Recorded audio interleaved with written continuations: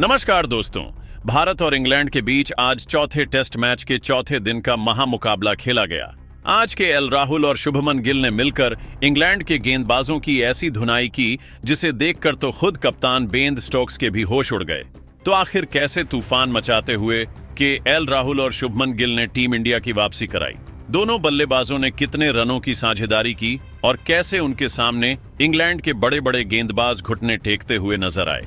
शुभमन और केएल राहुल की तूफानी बल्लेबाजी का पूरा वीडियो तो हम आपको जरूर दिखाएंगे, लेकिन दोस्तों उससे पहले आप सभी को क्या लगता है कि एल राहुल और शुभमन गिल में कौन है ज्यादा महान खिलाड़ी? आप खुद नीचे कमेंट करके बताइए। दोस्तों आज मैनचेस्टर के ऐतिहासिक मैदान पर भारत और इंग्लैंड के बीच चौथा टेस्ट मैच के चौथे दिन का मुकाबला खेला गया। चौथा दिन पूरी तरीके से टीम इंडिया के नाम रहा। जी हां दोस्तों, दिन का खेल शुरू हुआ तो टीम इंडिया के गेंदबाजों ने खतरनाक गेंदबाजी करते हुए इंग्लैंड को ऑन आउट कर दिया। इंग्लैंड की टीम ने पहली पारी में 659 रनों का पहाड़ जैसा स्कोर खड़ी कर दी। इसके बाद भारतीय टीम की दूसरी पारी शुरू हुई तो टीम इंडिया के 2 विकेट 0 रन के स्कोर पर गिर गए।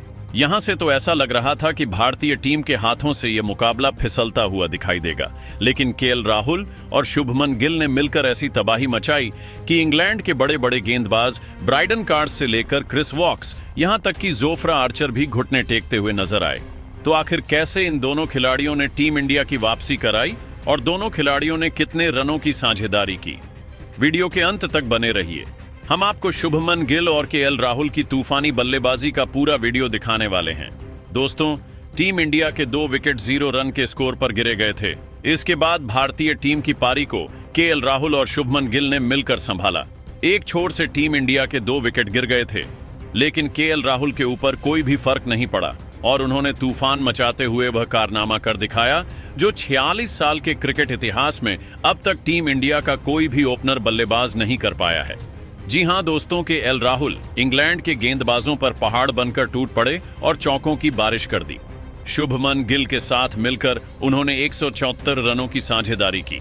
दिन का खेल खत्म होने तक वह 8 चौकों की सहायता से 87 रनों की धमाकेदार पारी खेलकर मैदान पर डटे हुए थे। दोस्तों आपको यह भी बता दें कि केएल राहुल ने आज 87 रनों की पारी खेलकर वह कारनामा कर दिखाया है जो कि रोहित शर्मा जैसे बड़े बड़े दिग्गज खिलाड़ी भी नहीं कर पाए। 40 साल के लंबे इतिहास के बाद केएल राहुल पहले खिलाड़ी हैं जिन्होंने भारत के बाहर किसी टेस्ट सीरीज में ओपनर के तौर पर 500 से ज्यादा रन बनाए हैं। दोस्तों वहीं दूसरी तरफ कप्तान शुभमन गिल ने भी केएल राहुल का भरपूर साथ दिया और ताबड़तोड़ अंदाज में बल्लेबाजी करते हुए 10 चौकों की सहायता से 78 रन ठोक डाले। दोनों खिलाड़ियों ने 174 रनों की जबरदस्त पार्टनरशिप करते हुए टीम इंडिया के स्कोर को 174 रनों तक पहुंचा दिया। इसी के साथ चौथे दिन का खेल खत्म हुआ। दोस्तों शुभमन गिल और केएल राहुल ने यह तूफानी पारी ऐसी कंडीशन में खेला जब शुरुआत में ही टीम इंडिया के टॉप और ऑर्डर के 2 बल्लेबाज आसानी से आउट होकर चले गए थे। राहुल और शुभमन ने मिलकर न सिर्फ टीम इंडिया की वापसी कराई बल्कि पूरे मैच को ही पलट कर रख दिया। अब टीम इंडिया मजबूत स्थिति में पहुंच चुकी है और हार का डर तो बिल्कुल भी खत्म हो चुका है। अब देखना यह है कि क्या दोनों बल्लेबाज 5वें दिन शतक पूरा कर पाएंगे या फिर नहीं। तो दोस्तों देखा आपने कैसे शुभमन गिल और केएल राहुल ने तूफान मचाते हुए इतिहास रच दिया है, लेकिन इन दोनों में से किसकी बल्लेबाजी आपको ज्यादा पसंद आई? आप खुद नीचे कमेंट करके बताइए और क्रिकेट जगत से संबंधित ऐसी ही नई नई वीडियो के लिए हमारे चैनल को जरूर सब्सक्राइब कीजिए। धन्यवाद। आपको भी भारत और इंग्लैंड के बीच खेले जा रहे चौथे टेस्ट मैच के चौथे दिन का महामुकाबला पसंद आया हो तो हमारी इस वीडियो को दिल से एक लाइक जरूर कीजिएगा। आज की इस वीडियो का लाइक टारगेट सिर्फ और सिर्फ 3000 लाइक्स है, तो लाइक करना तो बिल्कुल भी मत भूलिएगा। अब आपका ज्यादा समय ना लेते हुए फटाफट हम आपको चौथे दिन की सुपर एक्साइटिंग हाइलाइट्स को दिखाते हैं। दोस्तों आपको बता दें कि इंग्लैंड के ऐतिहासिक मैदान ओल्ड ट्रैफर्ड स्टेडियम में भारत और इंग्लैंड के बीच टेस्ट सीरीज का चौथा महामुकाबला खेला जा रहा है। इस मुकाबले में टॉस जीतकर इंग्लैंड के कप्तान बेन स्टोक्स ने गेंदबाजी करने का फैसला किया था, जो कि काफी अच्छा साबित हुआ। भारतीय टीम पहले बल्लेबाजी करने के लिए उतरी तो इंग्लैंड के गेंदबाजों ने शानदार गेंदबाजी करते हुए भारतीय टीम को 378 रनों पर रोक दिया और टीम इंडिया की पहली पारी समाप्त हुई। इसके बाद इंग्लैंड की टीम बल्लेबाजी करने के लिए उतरी तो उनके बल्लेबाजों ने खतरनाक प्रदर्शन किया।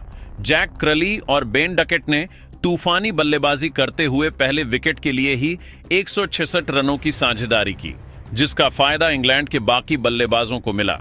तीसरे दिन का खेल खत्म होने तक इंग्लैंड का स्कोर 7 विकेट के नुकसान पर 544 रन था। बन स्टोक्स 77 रन बनाकर मैदान पर डटे हुए थे, जबकि लियाम डॉस 21 रन बनाकर उनका साथ दे रहे थे। चौथे दिन का खेल शुरू हुआ तो टीम इंडिया की रणनीति यही थी कि इंग्लैंड की पारी को जल्द से जल्द समाप्त किया जाए। खेल शुरू होते ही भारतीय टीम के कप्तान शुभमन गिल ने बॉलिंग अटैक पर जसप्रीत बुमराह को लगाया। उनके सामने स्ट्राइक पर बल्लेबाजी कर रहे थे बेन स्टोक्स। खतरनाक गेंदबाजी करते हुए जसप्रीत बुमराह ने उन्हें खूब चकमा दिया और एक एक रन के लिए तरसा दिया, लेकिन बेन स्टोक्स ने कोई भी रिस्क नहीं लिया और समझदारी के साथ बैटिंग करते हुए सिर्फ और सिर्फ डिफेंस ही किया। जसप्रीत बुमराह अपने इस ओवर में एक रन खर्च करके वापस लौट गए। अगले ओवर में टीम इंडिया की तरफ से गेंदबाजी करने के लिए रफ्तार के सौदागर मोहम्मद सिराज को भेजा गया। ओवर की दूसरी ही गेंद पर बन स्टोक्स ने तगड़ा चौका लगाकर इंग्लैंड के स्कोर को तेजी से आगे बढ़ाया। फिर तीसरी गेंद पर दौड़कर एक रन पूरा कर लिया। इस तरीके से बेन स्टोक्स ने सिराज के इस ओवर से अकेले 5 रन जोड़े। अब इंग्लैंड का स्कोर 7 विकेट के नुकसान पर 550 रनों तक पहुंच गया था।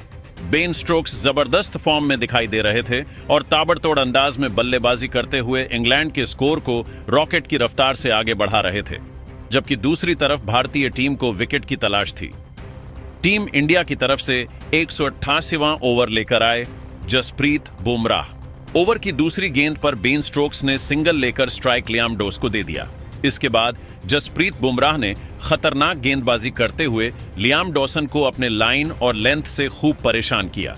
लियाम डॉसन को उनकी गेंद बिल्कुल भी समझ में नहीं आ रही थी और एक एक रन बनाना उनके लिए काफी मुश्किल हो रहा था। खतरनाक गेंदबाजी करते हुए जसप्रीत बुमराह अपने इस ओवर में सिर्फ एक रन ही बनने दिया, लेकिन वह भी बेन स्टोक्स और लियाम डॉसन की साझेदारी को नहीं तोड़ सके। अगले ओवर में टीम इंडिया के कप्तान शुभमन गिल ने रणनीति बनाई और फील्डिंग में बदलाव किया। साथ ही गेंदबाजी करने के लिए मोहम्मद सिराज को बुला लिया, लेकिन इस बार भी उनकी रणनीति फेल होती हुई दिखाई दी और बन स्टोक्स ने ओवर की दूसरी गेंद पर जबरदस्त चौका लगाकर टीम इंडिया की सारी रणनीतियों पर पानी फेर दिया। चौथी और 5वीं गेंद पर दोनों खिलाड़ियों ने सिंगल लिया। इसी के साथ इंग्लैंड की बढ़त 200 रनों तक पहुंच गई। मोहम्मद सिराज के इस ओवर की अंतिम गेंद को लियाम डॉसन ने लेग साइड की दिशा में धकेल दिया।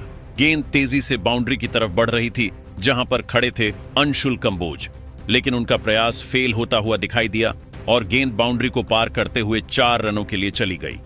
इस तरीके से दोनों बल्लेबाजों ने मिलकर मोहम्मद सिराज की जबरदस्त धुनाई कर दी और 11 रन जोड़ लिए।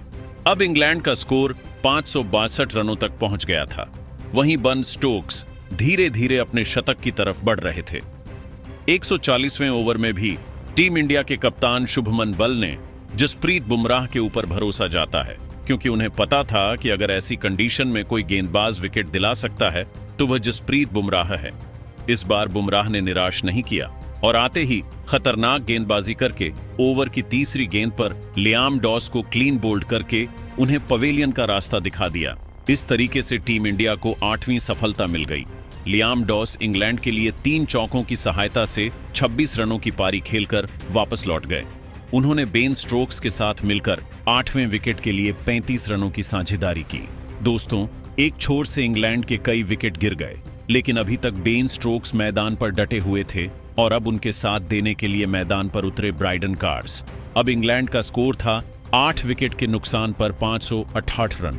148वें ओवर में टीम इंडिया की गेंदबाजी में बदलाव देखने को मिला और कप्तान शुभमन गिल ने गेंदबाजी करने के लिए स्पिनर वाशिंगटन सुंदर को बुला लिया। उनके सामने स्ट्राइक पर मौजूद थे बन स्टोक्स। ओवर की दूसरी गेंद पर उन्होंने सिंगल लेकर स्ट्राइक ब्राइडन कार्स को दे दिया। फिर तीसरी गेंद पर कॉर्स ने तेजी से दौड़कर 2 रन चुरा ली। इस तरीके से वाशिंगटन सुंदर ने अपने इस ओवर से 3 दिन खर्च किया। अगले ओवर में टीम इंडिया की तरफ से गेंदबाजी करने के लिए जसप्रीत बुमराह को भेजा गया। रन खर्च किया, लेकिन वह भी केएल राहुल और यशस्वी जायसवाल की साझेदारी को नहीं तोड़ सके और निराश मन से वापस लौट गए। 18वें ओवर में इंग्लैंड की तरफ से गेंदबाजी करने के लिए एक बार फिर से ब्राइडन कॉर्स आए। वह अपने गेंदबाजी से जायसवाल को चकमा दे रहे थे।